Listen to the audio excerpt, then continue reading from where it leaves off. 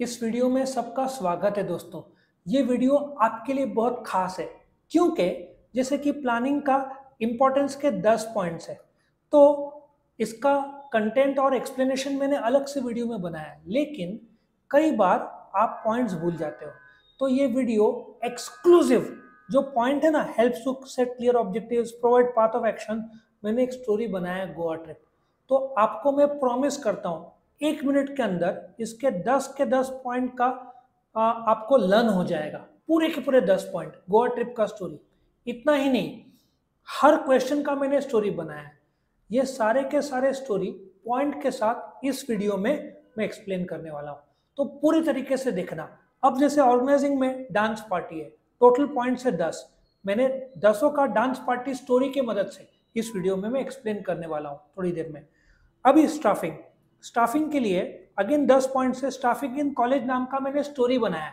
ये आपका memory technique है, इसकी मदद से आपको हर एक पॉइंट 10 पॉइंट 1 मिनट के अंदर लर्न हो जाएगा।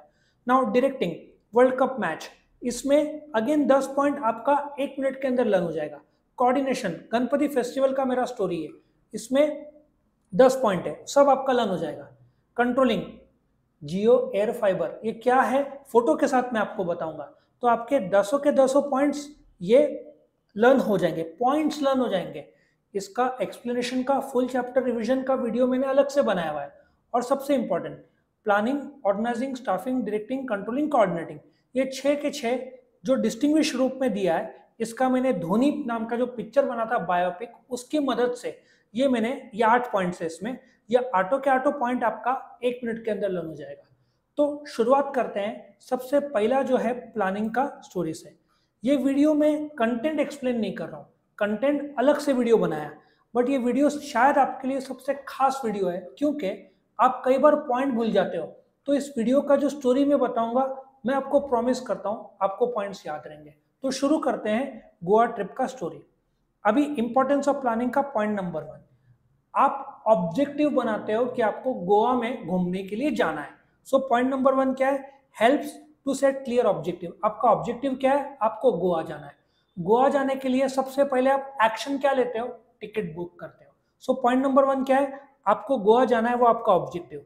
तो आप तुरंत पाथ ऑफ एक्शन लेते हो, टिकट बुक करते हो। ठीक है, अभी आप मुंबई में बैठे हो, एरोप्लेन में, इंडिगो एयरलाइंस का एरोप्लेन है, फ्लाइट में बैठे हो। ठीक है, अब जैसे प्लेन गोवा पहुंचने वाला रहता है, प्लेन का परफॉर्मेंस इंप्रूव हो जाता है। वापस से एक बार, पॉइंट नंबर 1, आपका ऑब्जेक्टिव क्या है? गोवा जाना। उसके लिए आप पाथ ऑफ एक्शन क्या लेते हो? टिकट बुक करते हो। अभी आप एरोप्लेन में बैठे हो, जैसे एरोप्लेन गोवा पहुंचने वाला रहता है, एरोप्लेन का परफॉर्मेंस इंप्रूव होता है। अब आप गोवा में लैंड करते हो। जैसे आप गोवा में लैंड करते हो, आप बोलते हो मुझे रिस्क मिनिमाइज करना है क्योंकि मैं ऑप्टिमम यूटिलाइजेशन ऑफ रिसोर्सेज, पैसा में ऑप्टिमम इस्तेमाल करना चाहता हूँ। सो वापस से पॉइंट नंबर 1 क्या है? आपका ऑब्जेक्टिव, आपको गोवा जाना है। उसके लिए आप प्लान ऑफ एक्शन क्या लेते हो? टिकट बुक करते हो। फिर आप एरोप्लेन में बैठते हो।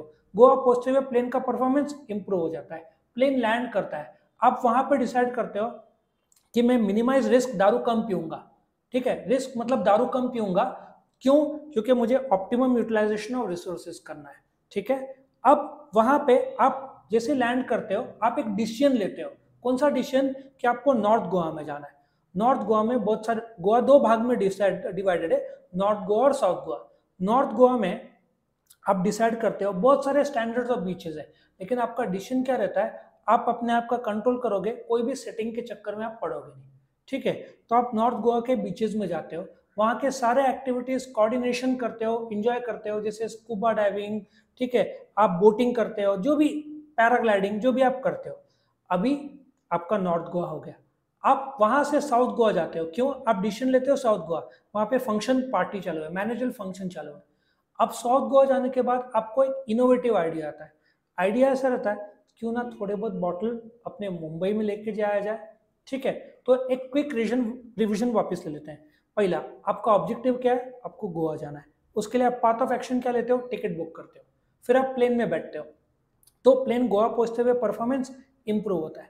प्लेन लैंड हुआ, आप डिसाइड करते हो मिनिमाइज रिस्क, दारू कम पीना है। क्यों? क्योंकि आपके पास यूटिलाइजेशन ऑफ रिसोर्सेज आप लिमिटेड है आपके पास। फिर आप डिसीजन मेकिंग लेते हो, पहले नॉर्थ गोवा जाओगे। नॉर्थ गोवा में जैसे आप बीच में पहुंचते हो, आप एक बीचेस के स्टैंडर्ड में पहुंचते हो, आप अपने आप को बोलते हो मैं कंट्रोल करूंगा बीच में, कोई भी सेटिंग नहीं करूंगा। फिर बीच में आप सब एक्टिविटीज कोऑर्डिनेशन, स्कूबा डाइविंग और जो भी बोटिंग से लेकर पैराग्लाइडिंग सब करते हो। फिर आप वहां से डिसीजन लेते हो साउथ गोवा, क्योंकि वहां पे फंक्शन चालू है, पार्टी चालू है, मैनेजर फंक्शन, और वहां पे आपको एक आइडिया आता है, इनोवेटिव आइडिया आता है, क्यों ना थोड़े बहुत बॉटल जो सस्ते में मिल रहे हैं वो वापस मुंबई लेके जाया जाए। Now point number 2, organising. ये डांस पार्टी का स्टोरी है। अब इसके पॉइंट शुरू करते हैं।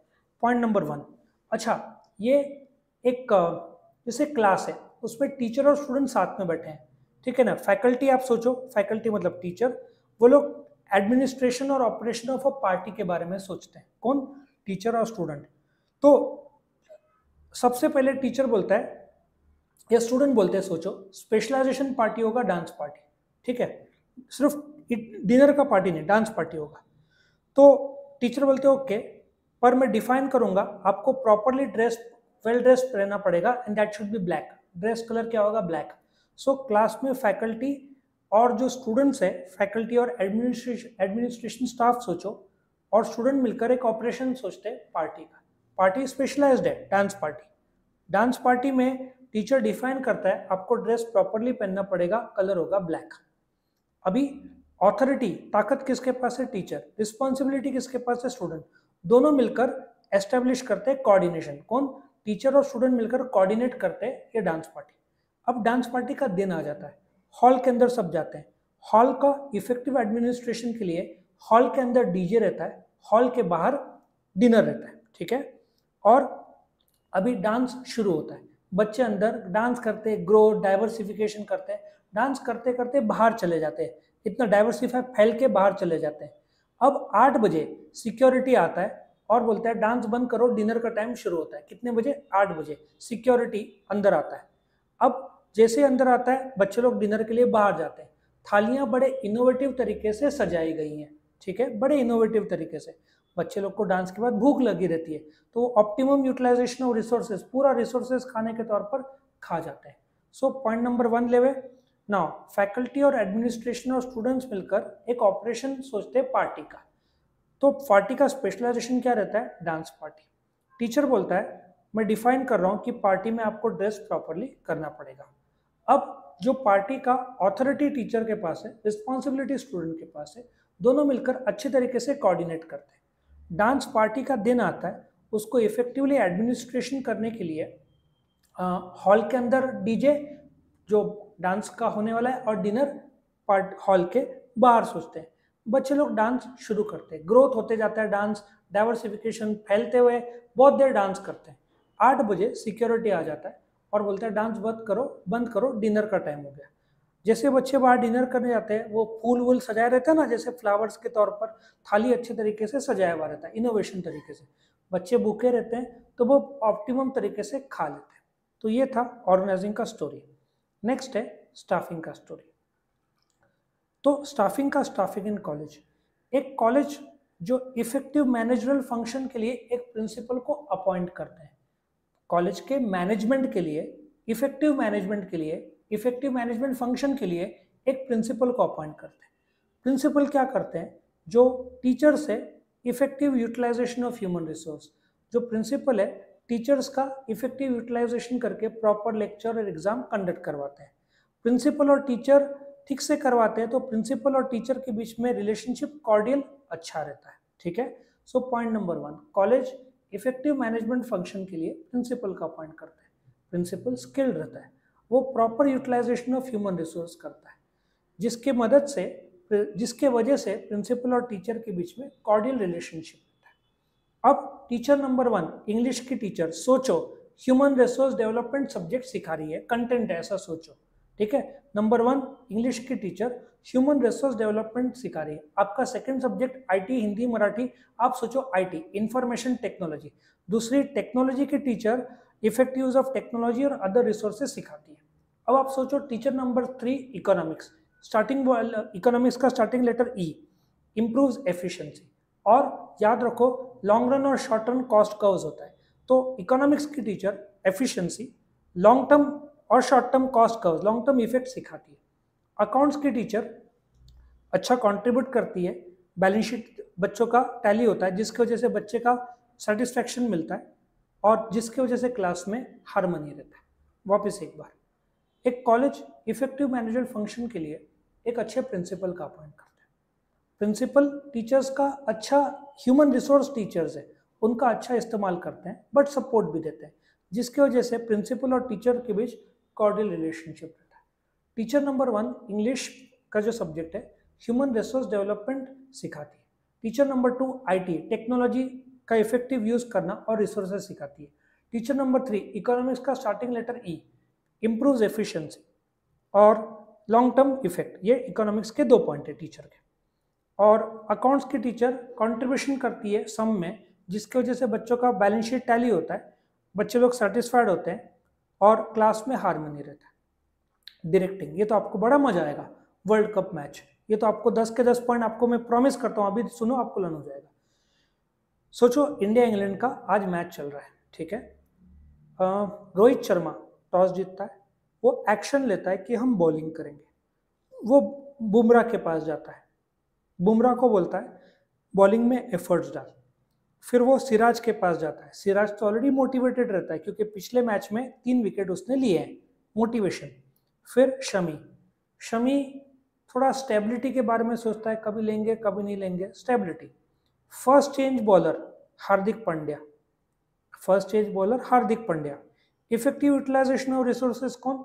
रविंद्र जडेजा, वो अपना रिसोर्सेज का सबसे बढ़िया बॉलिंग बैटिंग फील्डिंग करता है। वापिस एक बार, रोहित शर्मा टॉस जीतता है, एक्शन लेता है बॉलिंग का, बुमराह को बोलता है एफर्ट्स डाल। सिराज मोटिवेटेड है क्योंकि उसने 3 विकेट ऑलरेडी लिए हुए हैं। और शमी, शमी स्टेबिलिटी के बारे में सोचता है, ठीक है। उसके बाद जो कोपिंग विद चेंजेस, स्टेबिलिटी क्यों? क्योंकि इसका टीम का गारंटी रहता नहीं। नेक्स्ट चेंजेस, रविंद्र जो है coping with changes, Hardik Pandya normally first change bowler है, इसलिए coping with changes. Now next is effective utilisation of resources, सबसे अच्छा रिसोर्सेज का यूटिलाइज कौन करता है? Ravindra Jadeja, bowling batting fielding. पूरे टीम को साथ में पकड़ के रखने वाला टीम स्पिरिट है विराट कोहली। अब बैटिंग की बारी, ठीक है। अपना कैपेबिलिटी का मैक्सिमम प्रयोग करता है शुभमन गिल, और अपना एफिशिएंसी T20 से वनडे किसने बढ़ाया एफिशिएंसी? सूर्य कुमार यादव ने। पूरी टीम कोऑपरेशन के साथ खेलती है और वर्ल्ड कप मैच जीत जाती है, ठीक है। तो ये आपके 10 पॉइंट है। आपको एक और बार सुना दूं स्टोरी।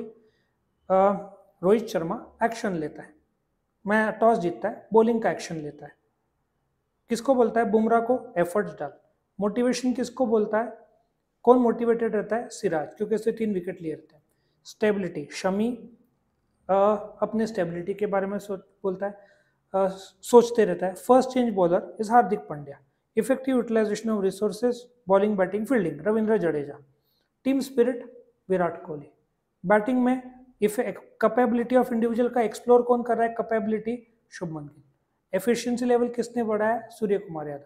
पूरा टीम कोऑपरेट करके वर्ल्ड कप मैच जीतती है। अभी नेक्स्ट इज गणपति फेस्टिवल जो अभी हुआ, इंपॉर्टेंस ऑफ कोऑर्डिनेटिंग। एक टीम मिलकर एक मंडप, गणपति जी का एक मंडप बांधती है, जैसे 10 दिन का जो फेस्टिवल होता है। और जैसे मंडप बन जाता है, गणपति जी की मूर्ति लेकर आते हैं, उसको प्रॉपर हिंदू रीति रिवाज से सही डायरेक्शन में स्थापित करते हैं, ठीक है। और जो गणपति का प्रिय है चूहा, जिसको मूषक बोलते हैं, मूषक को वहाँ पे गणपति जी के सामने स्थापित करते हैं, तो मूषक एकदम मोटिवेटेड हो जाता है, खुश हो जाते हैं मूषक जी। अभी एक आदमी, अभी दर्शन शुरू हो जाते हैं, एक आदमी आता है, वो गणपति जी का प्रिय है मूषक जो चूहा है, उसके कान में एक आदमी बोलता है मुझे रिसोर्सेज चाहिए, मुझे बहुत तंगी है, मुझे रिसोर्सेज चाहिए, पैसों की सख्त ज़रूरत है। तो मूषक को सोचो, उसको बोलते हैं क्या ऑब्जेक्टिव है, क्या चाहिए तेरे को? तो वो आदमी बोलता है मुझे 5 करोड़ रुपया चाहिए। क्या बोलता है? मुझे 5 करोड़ रुपया। देखो पहला पॉइंट, टीम मिलकर गणपति जी का मंडप बांधते हैं, गणपति जी की मूर्ति लेकर आते हैं, उसको सही डायरेक्शन देते हैं, और मूषक को सामने गणपति जी के सामने स्थापित करते हैं। तो मूषक मोटिवेट हो जाता है, गणपति जी के सामने स्थापित किया हुआ है। एक आदमी मूषक के कान में बोलता है मुझे रिसोर्सेज चाहिए। मूषक बोलता है तेरा ऑब्जेक्टिव क्या है, कितना चाहिए, वो बोलता है 5 करोड़ रुपया। तो गणपति जी के पास मैसेज जाता है तथास्तु, उसको 5 करोड़ रुपया मिल जाता है, जिसकी वजह से उसके रिलेशन बहुत अच्छे हो जाते हैं। अब इसके पास 5 करोड़ आता है, वो क्या करता है, लीड्स टू हायर एफिशिएंसी। मैं आपको एक आइडिया बताता हूँ। एक 7वें मंजिल पर वो जैसे क्रेन से उठाते हैं और होटल टंगा हुआ रहता है। मैं आपको फोटो दिखा रहा हूँ, वो आप फोटो देखना। ये फोटो है, देखो ये देखो, ये दिख रहा है, ये होटल एक है, ठीक है, डाइनिंग एक्सपीरियंस है, बैंगलोर में है, अभी पूना में भी शुरू हुआ है। इधर लोग लटके हुए क्रेन से और खाना खा रहे हैं। बैंगलोर में तो एक आदमी का बिल 5 हजार होना चाहिए, इतना कॉस्टली है, बट बहुत फेमस हो रहा है ये। सो वो क्या करता है, स्काई हाई नाम का एक होटल शुरू करता है, एफिशिएंटली शुरू करता है, 7वें मंजिले का सोचो, और इतना अच्छा चलाता है कि उस होटल का गुडविल बढ़ जाता है, ठीक है। तो अब लोग ऊपर से नीचे देखते हैं, देखो वापस से ऊपर से नीचे देखते हैं, ये दिख रहा है कि ज्यादा ऊपर नहीं, लेकिन बहुत ऊपर रहता है होटल। बैंगलोर का आप फोटो देखो, इधर दिख रहा है फोटो, ये वेस्टर्न स्काई सिटी होटल, देखो कितना ऊपर है। तो लोग नीचे देखते हैं डायरेक्शन, तो लोग थोड़े डर जाते हैं। अब खाना जब खाना हो जाता है तो स्पेशलाइजेशन के तौर पर स्पेशल पैराशूट से उनको नीचे, स्पेशलाइजेशन स्पेशल पैराशूट से नीचे भेज दिया जाता है, ऐसा सोचो। वापस से गणपति जी का फेस्टिवल है, टीम लोग मिलकर मंडप बांधते हैं, गणपति जी की मूर्ति को हिंदू रीति रिवाज से स्थापित करते हैं, सामने मूषक मोटिवेशन, मूषक जी को स्थापित करते हैं, मोटिवेशन हो जाता है मूषक जी को।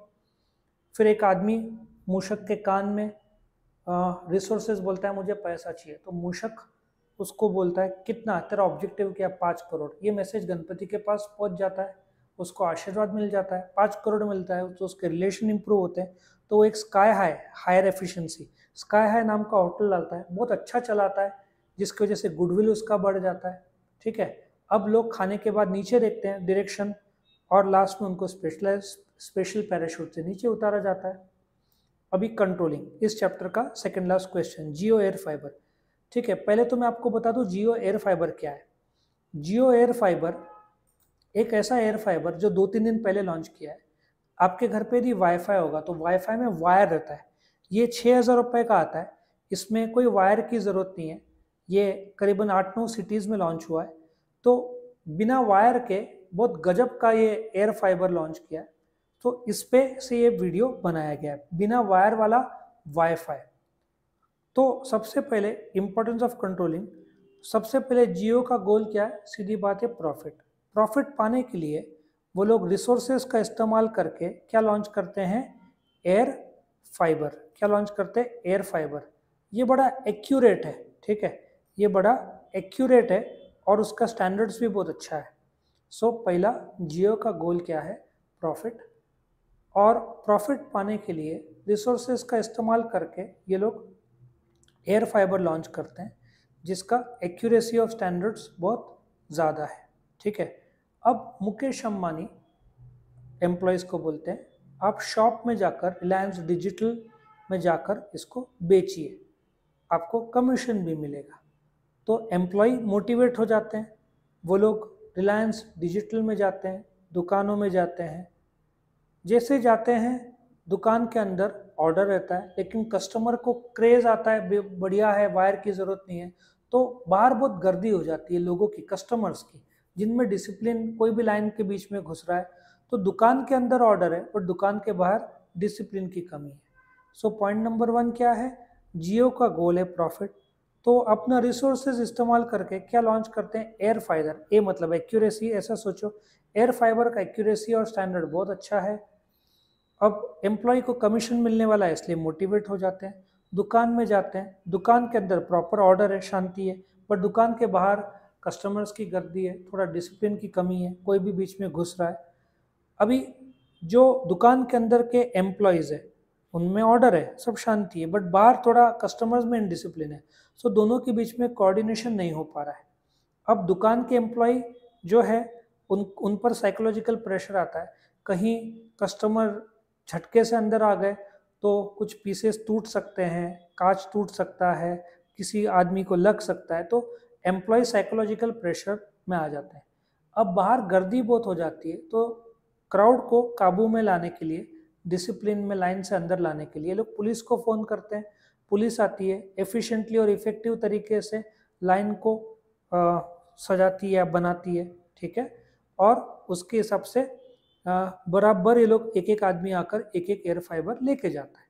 बाद में लोग यूज़ करते हैं और बोलते हैं यार बहुत बढ़िया है, बहुत सारे प्रोडक्ट्स बिकते हैं, जिसकी वजह से जियो का कॉर्पोरेट इमेज बहुत अच्छा होता है। ये लोग बोलते हैं ये साल तो कितना बढ़िया रिस्पॉन्स मिला है, अगले साल एयर फाइबर 2 ये लाएंगे, लेकिन गाइड एयर फाइबर 1 गाइड के रूप में रहेगा, जिसकी मदद से एयर फाइबर 2 लॉन्च करेंगे। वापस से एक बार देखते हैं जियो का गोल क्या है, प्रॉफिट। और प्रॉफिट पाने के लिए वो लोग कंपनी के रिसोर्सेज यूज़ करके क्या लॉन्च करते हैं, एयर फाइबर। उसका एक्यूरेसी और स्टैंडर्ड बहुत अच्छा है, एम्प्लॉय को कमीशन देने वाले रहते हैं तो मोटिवेट हो जाते हैं। सो रिलायंस डिजिटल के अंदर ऑर्डर है जो एम्प्लॉयज़ का, शांति है, बाहर कस्टमर्स के गर्दी है तो डिसिप्लिन की कमी है, दोनों के बीच कोऑर्डिनेशन नहीं हो पा रहा है, अंदर एम्प्लॉय पे साइकोलॉजिकल प्रेशर हो जाता है। क्योंकि एप्पल का एक केस है दिल्ली में कि एक दो कस्टमर ने नाराज़ होकर उनको फ़ोन नहीं मिल पाया तो एम्प्लॉय की धुलाई कर दिया था। तो साइकोलॉजिकल प्रेशर में आ जाते हैं कि कहीं कस्टमर नाराज़ ना हो जाए, नहीं मिल पाए, या गर्दी अंदर आ जाए तो कुछ कांच वाच टूट सकता है, कस्टमर को चोट लग सकती है। तो ये लोग पुलिस को फ़ोन करते हैं क्राउड हैंडलिंग के लिए, तो एफिशिएंसी और इफेक्टिवली पुलिस वाले करवा देते हैं, तो कस्टमर्स यूज़ करते हैं, बहुत अच्छा लगता है। तो कॉर्पोरेट इमेज अच्छा हो जाता है जियो का और भी। और जियो फाइबर वाले एयर फाइबर 2 लॉन्च करने से पहले एयर फाइबर 1 गाइड के रूप में यूज़ करते ताकि 2 लॉन्च करें। और आखिरी क्वेश्चन इस चैप्टर का, धोनी पिक्चर जो है ना, उसका बायोपिक जो पिक्चर बनी है उस पर। अब डिस्टिंग्विश का कोई भी पहला पॉइंट हमेशा मीनिंग होगा, आखिरी पॉइंट एग्जाम्पल होगा। तो आप ऐसा सोचो, धोनी पिक्चर का जो पिक्चर है धोनी बायोपिक, उसका ऑब्जेक्टिव क्या है, धोनी का लाइफ स्टोरी बताना, ठीक है। सो पॉइंट नंबर 1 मीनिंग है, लेकिन तुम पॉइंट नंबर 1 ऑब्जेक्टिव समझो। जो धोनी पिक्चर का ऑब्जेक्टिव क्या है, धोनी की लाइफ स्टोरी बताना।